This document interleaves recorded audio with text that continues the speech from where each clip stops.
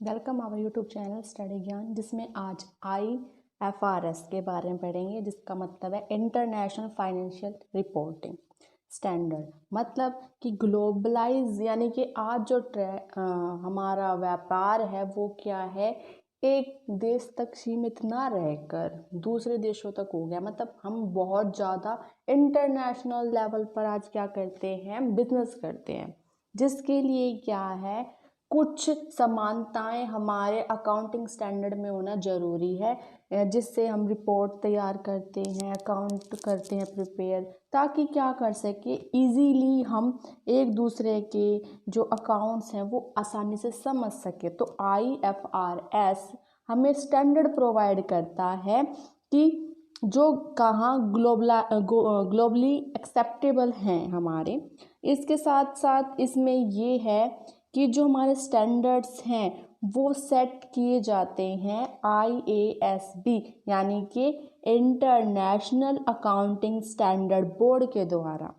जो स्टैंडर्ड हैं ये ज़रूरी नहीं है कि आप अडॉप्ट करें या ना करें। मतलब आपको जैसे IFRS है, उसमें आपको दो तरह के आपको ऑप्शन मिलते हैं। या तो आप उसको फुल्ली जैसा बनाया गया है वैसे का वैसे अडॉप्ट कर लें, या फिर उसमें कुछ चेंज करके अपने अकॉर्डिंग उसको फिर अडॉप्ट करें। तो आपके पास दो तरह के ऑप्शन मौजूद होते हैं।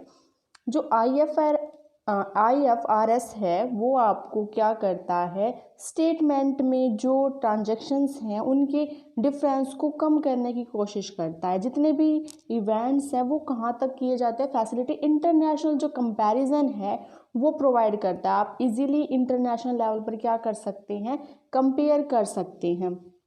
इसके साथ साथ जब हम इंटरनेशनल पर व्यापार करेंगे तो ऑब्वियसली जो हमारे प्रॉफिट्स हैं वो क्या हो जाएंगे, बहुत ज़्यादा इंक्रीज होंगे। इसके साथ साथ इसमें कहा ये क्या है, जो इंटरनेशनल लेवल की जो हमारे कंपैरिजन है उसके साथ साथ ट्रू और फेयर वैल्यूएशन करता है हमारे बिजनेस एंटरप्राइज की। हम बता सकते हैं कि आज अगर हमारा बिजनेस इंडिया में है तो उसकी कितनी वैल्यू होगी, और इसके अलावा अमेरिका या फिर फ्रांस वगैरह या जापान में है तो उसकी वैल्यू क्या होगी। ये हमारी हेल्प करता है कि किस तरह हम उसकी वैल्यूएशन करें। ये एक तरह की कॉमन ग्लोबल लैंग्वेज है जो बिजनेस को प्रोवाइड की गई है कि किस तरह का डिज़ाइन वो अडॉप्ट करेंगे। हर तरह की बिजनेस है जो मतलब चाहे प्रॉफिटेबल हो या नॉन प्रॉफिटेबल ऑर्गेनाइजेशन हो, सभी क्या करते हैं, अगर इस तरह का ऑप्शन अडॉप्ट करते हैं तो इजीली वो क्या है, कंपेयर कर सकते हैं अपने बिजनेस को किसी दूसरे या तीसरे बिजनेस के साथ। इसके साथ साथ इसमें ये है कि जो हमारा गाइडलाइंस हैं वो प्रोवाइड की गई हैं हर कैटेगरी के लिए कि कैसे आप अकाउंट को मेंटेन करेंगे। इसमें ज़्यादातर हमें ये याद रखना है कि इसको ऑप्शन 2 प्रोवाइड किए गए हैं। पहला ऑप्शन हमारे पास अडॉप्टेशन, यानी कि जैसा आपके पास है वैसा का वैसा IFRS अडॉप्ट कर ले। IFRS अडॉप्ट मतलब हम उसमें नथिंग, कोई चेंज नहीं करेंगे, बिना कोई मॉडिफिकेशन किए हम उसको अडॉप्ट कर लेंगे। जो आजकल IFRS अडॉप्ट है सेम टू सेम, एग्जांपल लेके चलेंगे, बांग्लादेश ने एक ऐसा देश है जिसने IFRS अडॉप्ट किया है, उसमें किसी तरह का कोई मॉडिफिकेशन नहीं किया। सेकंड ऑप्शन हमारे पास होता है कि हम उसको क्या करें,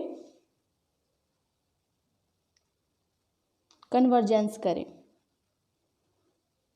यानी कि उसमें कुछ चेंज करें, कुछ मॉडिफाई करें। यानी कि IFRS तो होगा ही, उसके साथ साथ जो एक देश के खुद के अकाउंटिंग स्टैंडर्ड्स हैं उनके बीच का जो गैप है उसको कम करते हुए कुछ मॉडिफिकेशन करके हम अडॉप्ट करें। बात करते हैं इंडिया की, तो इंडिया में इसी तरह यानी कि IFRS और उनके खुद के अकाउंटिंग स्टैंडर्ड को मर्ज करके इंडियन अकाउंटिंग स्टैंडर्ड दिया गया है। जो हमारी अडॉप्शंस हैं उसकी वजह से क्या है, हम आसानी से उसको अप्लाई कर पाते हैं। और इसके साथ साथ इसकी कुछ प्रोसेस है जो यहाँ मुझे नहीं लगता कि इतनी ज़्यादा ज़रूरी है करने के लिए। इसमें बेनिफिट बताए गए हैं कि अगर आप कन्वर्जेंस करते हैं तो क्या क्या आपको बेनिफिट होंगे।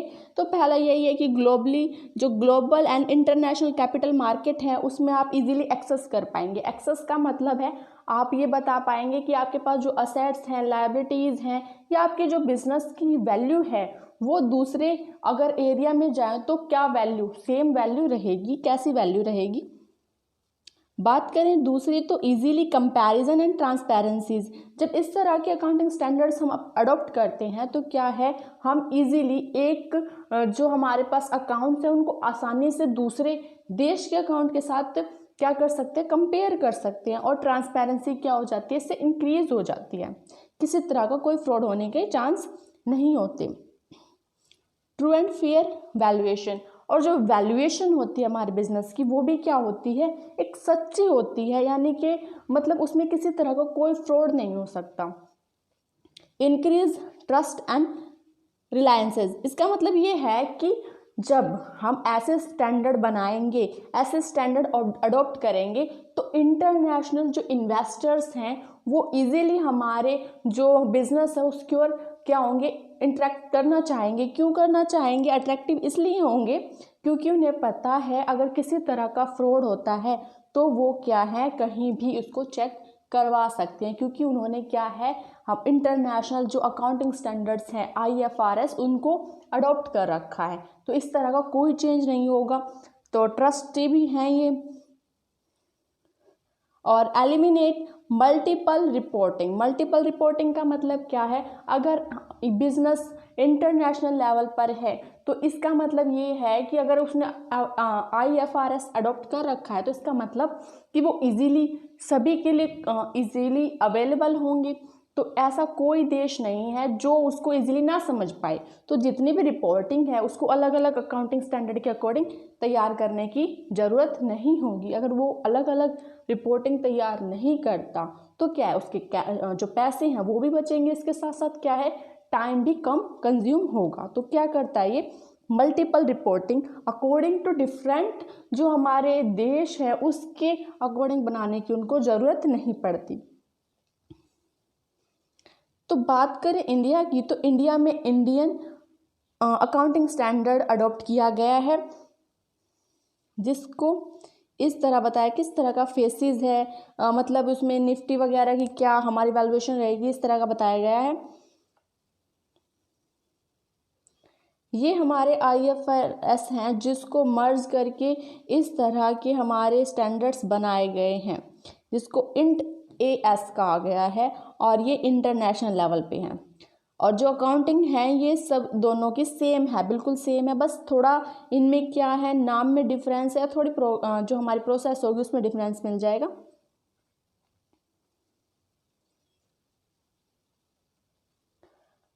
अब बात करते हैं कि इतने जब हम स्टैंडर्ड अपनाएंगे तो ये जो स्टैंडर्ड्स है वो किस ऑब्जेक्टिव को ध्यान में रख के अपनाए गए हैं। तो पहला है कि आप ग्लोबली जो स्ट्रक्चर्स है उसमें आप क्या कर सकते हैं, ट्रांजैक्शंस कर सकते हैं। तो पहला यही रहेगा, ग्लोबल फाइनेंशियल रिपोर्टिंग स्ट्रक्चर, यानी कि आपको क्या है, ग्लोबली आपकी रिपोर्टिंग करता है तो आपको अलग अलग अकाउंटिंग स्टैंडर्ड के अकॉर्डिंग उसमें रिकॉर्डिंग करने की ज़रूरत नहीं है। सेकंड में कहा कि वेल ऑर्गेनाइज्ड बिजनेस, इससे क्या होगा, जो बिजनेस है वो वेल ऑर्गेनाइज्ड हो जाएगा, यानी कि कोई भी आपसे इजीली कंपेयर कर सकता है।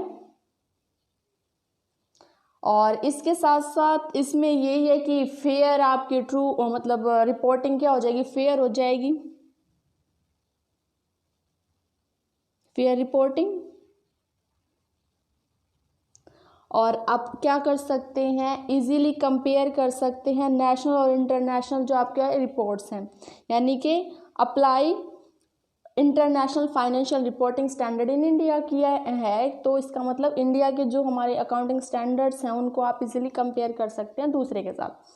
और इससे क्या होगा, ट्रांसपेरेंसी इंक्रीज होगी और रिपोर्टिंग में आपको हेल्प होगी। ग्लोबलाइजेशन यानी कि इंटरनेशनल आपको ट्रेड करने में हेल्प करेंगे। और इससे क्या है, जो फ्रॉड हैं, फ्रॉड के चांसेस कम हो जाएंगे। फ्रॉड के चांसेस कम होंगे तो अब क्या है, ज़्यादा जो हमारे इन्वेस्टर्स है वो उसकी ओर अट्रैक्ट होंगे। और यही बता के इसमें जो फीचर्स हैं वो यही इसी तरह के फीचर्स है कि कॉमन ग्लोबल लैंग्वेज है जो हमारी हेल्प करती है और कुछ नहीं है। नीड एडवांटेज सभी सेम रहेंगे। और कुछ इसमें चैलेंजेस आते हैं, यानी कि क्या है, जब हम IFRS अडॉप्ट करते हैं तो उसके चैलेंजेस यही होते हैं कि जो गैप है, difference between gap and IFRS, यानी कि जो हमारे जर्नल एक्सेप्टेबल प्रिंसिपल्स हैं उनमें भी और IFRS है, इनमें कुछ गैप्स होते हैं। गैप्स मतलब उसकी गाइडलाइन थोड़ी अलग है IFRS से। और इसके साथ साथ इसमें जो ट्रेनिंग है एंड एजुकेशन है उसका खर्चा ज़्यादा आता है, क्योंकि जब हम कोई नई चीज़ अडॉप्ट करेंगे तो उसकी ट्रेनिंग तो प्रोवाइड की जाएगी। तो यही है कि जो उसकी ट्रेनिंग है और एजुकेशंस है उसका खर्चा थोड़ा इंक्रीज़ हो जाएगा इसको अडॉप्ट करते हैं। अब लीगल कंसिडरेशन में कुछ हमारे इफ़ेक्ट पड़ेंगे, इसके साथ टैक्सेशन में भी इफ़ेक्ट पड़ेगा। टैक्सेशन के साथ साथ फेयर वैल्यू मेज़र करने में थोड़ी सी डिफ़िकल्टीज आएंगी। थोड़ी सी इसका मतलब जिसको अगर इसके बारे में नहीं पता वो इसको अडॉप्ट नहीं कर पाएगा। तो हमें यही याद रखना है कि जहाँ तक हो हम क्या करें, इसको अप्लाई करते समय अच्छे से लोगों को ट्रेनिंग प्रोवाइड करें। उसके साथ साथ क्या है, जितनी भी हमारी डिफ़िकल्टीज आती हैं उनको टाइम टू टाइम क्या करें, रिमूव करने की कोशिश करें। तो सिर्फ इसमें 2 तरह के ऑप्शन IFRS में प्रोवाइड किए गए हैं, या तो आप एज इट इज़ जैसा बनाया गया है वैसे का वैसा अडॉप्ट कर लें, या किसी तरह का अगर आप कोई मॉडिफिकेशन करना चाहते हैं तो दूसरा ऑप्शन है हमारा IFRS कन्वर्जेंस। इसमें आप थोड़ा सा चेंज करके इसको अडॉप्ट कर सकते हैं। Thank you.